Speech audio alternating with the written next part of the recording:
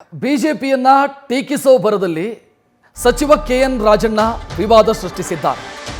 ಶ್ರೀರಾಮನನ್ನ ಅವಹೇಳನ ಮಾಡುವಂತ ಮಾತುಗಳನ್ನಾಡಿದ್ದಾರೆ. ರಾಜಣ್ಣ ಅವರು ಮಾಡಿದಂತ ಆ ಹೇಳಿಕೆ ಅಥವಾ ಅವರು ಮಾಡಿದಂತ ಭಾಷಣ ವಿವಾದದ ಸ್ವರೂಪವನ್ನು ಪಡ್ಕೊಂಡಿದೆ. ಅಯೋಧ್ಯೆಯ ಬಾಬ್ರಿ ಮಸೀದಿ ಬೀಳಿಸಿದಾಗ ನಾನಲ್ಲಿ ಹೋಗಿದ್ದೆ. ಟೆಂಟ್ನಲ್ಲಿ 2 ಗೊಂಬೆ ಇಟ್ಟು ಶ್ರೀರಾಮ ಅಂತ ಹೇಳ್ತಾ ಇದ್ರು.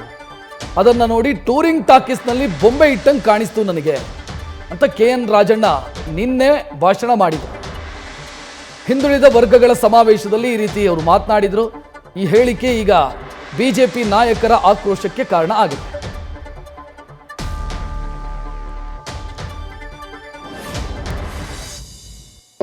ನಾನು ಹೋಗಿದ್ದೆ ಬಾಬ್ರಿ ಮಸೀದಿ ಬೀಳಿಸಿದಾಗ ಇವರು ಶ್ರೀರಾಮನ್ ಇದ್ದಾಗ ನಾನು ಹೋಗಿದ್ದೆ ಅಯೋಧ್ಯೆಗೆ.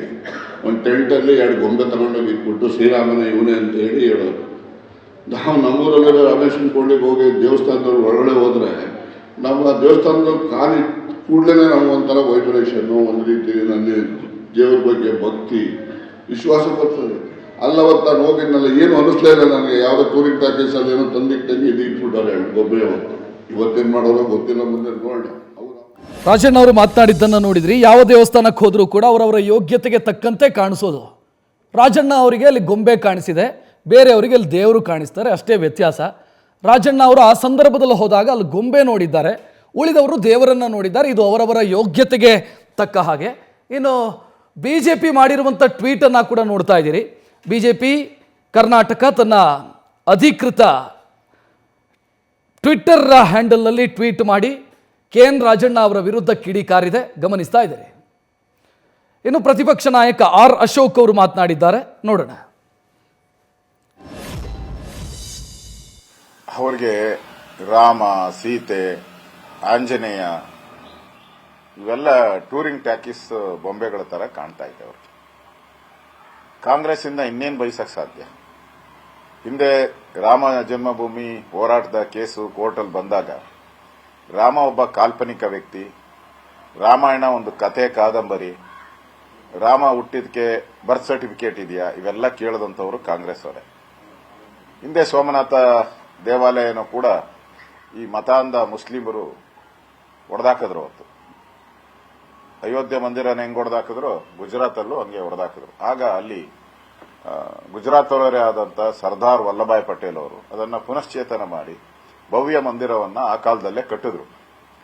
ಅದರ ಉದ್ಘಾಟನೆಗೆ ಪ್ರಧಾನಮಂತ್ರಿಗಳು ಹೋಗಲಿಲ್ಲ. ಪ್ರೆಸಿಡೆಂಟ್ ಹೋಗ್ತೀನಿ ಅಂದ್ರೆ ಅದಕ್ಕೂ ತಡೆ ಮಾಡಿದ್ರು. ಅಂದ್ರೆ ಇವರ ರಕ್ತಗತವಾಗಿ, ಕಾಂಗ್ರೆಸ್ಸಿನ ರಕ್ತಗತವಾಗಿನೇ ಕೂಡ ಮುಸ್ಲಿಮರನ್ನ ಓಲೈಕೆ ಮಾಡಿ ವೋಟ್ ಬ್ಯಾಂಕ್ ಮಾಡ್ಕೊಬೇಕು, ಹಿಂದೂಗಳನ್ನ ಒಂದು 2ನೇ ದರ್ಜೆಯ ನಾಗರಿಕಾಗಿ ನೋಡುವಂಥದ್ದು ಕಾಂಗ್ರೆಸ್ಸಿನ ಒಂದು ರಕ್ತದಲ್ಲೇ ಬಂದ್ಬಿಟ್ಟಿದೆ, ರಕ್ತದ ಕಣಕಣದಲ್ಲೇ ಬಂದಿದೆ. ಮತ್ತೆ ಸಿದ್ದರಾಮಯ್ಯನವರು ಪದೇ ಪದೇ ಹೇಳಿದಾರಲ್ಲ, ಮೊನ್ನೆ ದೇವಸ್ಥಾನಕ್ಕೆ ಹೋಗಿ ನಾನು ಒಳಗೆ ಗರ್ಭಗುಡಿ ಒಳಕ್ಕೆ ಬರಲ್ಲ, ನೀವೇ ಪೂಜೆ ಮಾಡ್ಕೊಳ್ಳಿ ಅಂತ ಹೇಳಿದ್ದಾರೆ. ಮತ್ತೆ ರಾಮ ಮಂದಿರದ ವಿಚಾರವಾಗಿ ಅದು ಡಿಸ್ಪ್ಯೂಟೆಡ್ ಏರಿಯಾ, ನಾನು ಅದಕ್ಕೆ ಮಾನ್ಯತೆನೇ ಇಲ್ಲ ಅಂತ ಹೇಳಿದ್ದಾರೆ. ಇವರೊಬ್ಬ ಲಾಯರ್ ಆಗಿ ಸುಪ್ರೀಂ ಕೋರ್ಟ್ ಅದು 5 ಬೆಂಚಿನ ನ್ಯಾಯಾಲಯ ತೀರ್ಪು ಕೊಟ್ಟ ಮೇಲೆ ಅದನ್ನೇ ಒಪ್ಪಲ್ಲ ಅಂತ ಹೇಳಿದ್ರೆ ಇವರು ಸಂವಿಧಾನಕ್ಕೆ ಎಷ್ಟು ಗೌರವ ಕೊಡ್ತಾರೆ? ಹೆಚ್ಚಿನ ಡೀಟೇಲ್ ನೀಡೋದಕ್ಕೆ ನಮ್ಮ ಪ್ರತಿನಿಧಿ ಮಧುಸೂದನ್ ನೇರ ಸಂಪರ್ಕದಲ್ಲಿ.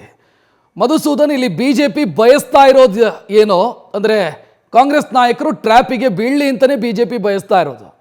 ಆದರೆ ಕಾಂಗ್ರೆಸ್ ನಾಯಕರು ಅದರ ಅರಿವೇ ಇಲ್ಲದೆ ಬೇಕು ಅಂತ ಟ್ರಾಫಿಕ್ ಬಿದ್ದಂಗೆ ಕಾಣಿಸ್ತಾ ಇದೆ ರಾಮ ಮಂದಿರದ ವಿಚಾರದಲ್ಲಿ.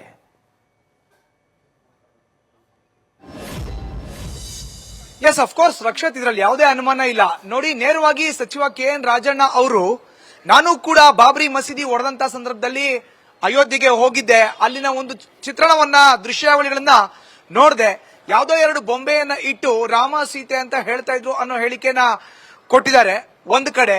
ಇನ್ನೊಂದು ಕಡೆ ಸಿದ್ದರಾಮಯ್ಯನವರು ಹೇಳ್ತಾರೆ ಇದೊಂದು ವಿವಾದಿತ ಭೂಮಿಯಲ್ಲಿ ಆಗಿರೋ ಅಂತ ಮಂದಿರ ಅಂತ. ಇದನ್ನ ತೀವ್ರವಾಗಿ ಪ್ರತಿಪಕ್ಷದ ನಾಯಕರಾಗಿರುವಂತಹ ಆರ್ ಅಶೋಕ್ ಅವರು ಖಂಡಿಸಿದ್ದಾರೆ. ಜೊತೆಗೆ ಮಾಧ್ಯಮದ ಮುಂದೆ ಹೇಳಿಕೆಯನ್ನ ಕೂಡ ನೀಡಿದ್ದಾರೆ. ಸಿದ್ದರಾಮಯ್ಯನವರು ರಾಜ್ಯದ ಮುಖ್ಯಮಂತ್ರಿ ಅನ್ನೋದಕ್ಕಿಂತ ಹೆಚ್ಚಿಗೆ ಅವರು ವಕೀಲರಾಗಿದ್ದವರು. 5 ನ್ಯಾಯಾಧೀಶರನ್ನ ಒಳಗೊಂಡಂತಹ ಪೀಠ, ಪಂಚ ನ್ಯಾಯಾಧೀಶರ ಪೀಠ ಈಗಾಗಲೇ ತೀರ್ಪನ್ನ ಕೊಟ್ಟಿದೆ, ತೀರ್ಮಾನವನ್ನ ಕೊಟ್ಟಿದೆ. ಇಂಥ ಸಂದರ್ಭದಲ್ಲಿ ಏಕಾಏಕಿ ಇದೊಂದು ವಿವಾದಿತ ಭೂಮಿ ಅಂತ ಖುದ್ದು ಸಿಎಂ ಸಿದ್ದರಾಮಯ್ಯನವರೇ ಹೇಳ್ತಾರೆ ಅಂದ್ರೆ ಇದಕ್ಕೆ ಏನ್ ಹೇಳಬೇಕು? ಇನ್ನು ಇತ್ತ KN ರಾಜಣ್ಣ ಅವರು ಕೂಡ ನೇರವಾಗಿ ಒಂದಷ್ಟು ಹೇಳಿಕೆಗಳನ್ನ ಏನ್ ನೀಡಿದ್ದಾರೆ ಅದು ಅವರ ಮನಸ್ಥಿತಿಯನ್ನ ತೋರಿಸತ್ತೆ.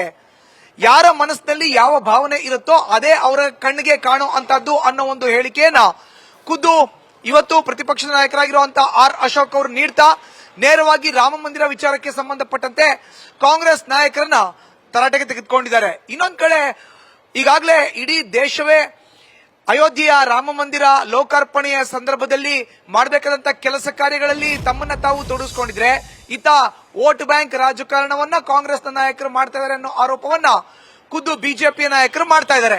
ಮತಾಂಧರು ನೇರವಾಗಿ ವಿವಾದಿತ ಭೂಮಿ ಅನ್ನೋ ಒಂದು ಹೇಳಿಕೆಯನ್ನ ನೀಡುವಂತದ್ದು. ಇತ್ತ ಇದು ಟೂರಿನ್ ಟಾಕೀಸ್ ರಾಮ ಮತ್ತು ಸೀತೆಯ ಫೋಟೋ ಅನ್ನ ಅಲ್ಲಿ ಇಟ್ಟಿದ್ರು, 2 ಬೊಂಬೆಗಳನ್ನ ಇಟ್ಟಿದ್ರು ಅನ್ನೋ ಒಂದು ಹೇಳಿಕೆಯನ್ನ ನೀಡುದು. ಜೊತೆಗೆ ರಾಮ ಸೀತೆಯ ಸರ್ಟಿಫಿಕೇಟ್ ಇದೆಯಾ, ಅವರ ಬರ್ತ್ ಸರ್ಟಿಫಿಕೇಟ್ ಇದೆಯಾ ಅನ್ನೋ ಒಂದು ಪ್ರಶ್ನೆಯನ್ನ ಈ ಹಿಂದೆ ಕೂಡ ಕಾಂಗ್ರೆಸ್ ನಾಯಕರು ಮಾಡಿದ್ರು ಅನ್ನೋ ಆರೋಪವನ್ನ ಇವತ್ತು ಬಿಜೆಪಿ ನಾಯಕರು ಮಾಡ್ತಾ ಇದ್ದಾರೆ. ಲಾಸ್ಟ್ ಪಾಯಿಂಟ್ ಒಂದು ಆಡ್ ಮಾಡೋದಾದ್ರೆ ರಕ್ಷತ್, ನೀವು ಈಗಾಗಲೇ ಉಲ್ಲೇಖ ಮಾಡಿರೋ ತರ ಎಲ್ಲೋ ಒಂದ್ ಕಡೆ ಬಿಜೆಪಿಯ ಸ್ಟ್ರಾಟಜಿಗೆ ನೇರವಾಗಿ ಕಾಂಗ್ರೆಸ್ನ ನಾಯಕರು ಟ್ರ್ಯಾಪ್ ಆಗ್ತಾ ಅವರ ಹೇಳಿಕೆಗಳಿಗೆ ಪ್ರತಿಯಾದಂತಹ ಹೇಳಿಕೆಗಳನ್ನ ದಾಖಲಿಸೋದ್ರಲ್ಲಿ ವಿಫಲರಾಗ್ತಾ ಇದ್ದಾರೆ ಅಂತ ಹೇಳಿದ್ರೆ ಖಂಡಿತವಾಗ್ಲೂ ತಪ್ಪಾಗಲ್ಲ. ಒಟ್ಟಾರೆಯಾಗಿ ಅಯೋಧ್ಯ ರಾಮ ಮಂದಿರ ಲೋಕಾರ್ಪಣೆಯ ಈ ಸಂದರ್ಭದಲ್ಲಿ ಕಾಂಗ್ರೆಸ್ನ ನಾಯಕರು ತಮಗೆ ಅರಿವೇ ಇಲ್ಲದಂತೆ ಹೇಳಿಕೆಗಳನ್ನ ನೀಡ್ತಾ ಎಲ್ಲೋ ಒಂದ್ ಕಡೆ ಟ್ರ್ಯಾಪ್ ಆಗ್ತಾ ಇದ್ದಾರೆ. ರಕ್ಷತ್, ಧನ್ಯವಾದ ಮಧುಸೂದನ್ ಮಾಹಿತಿಗೆ.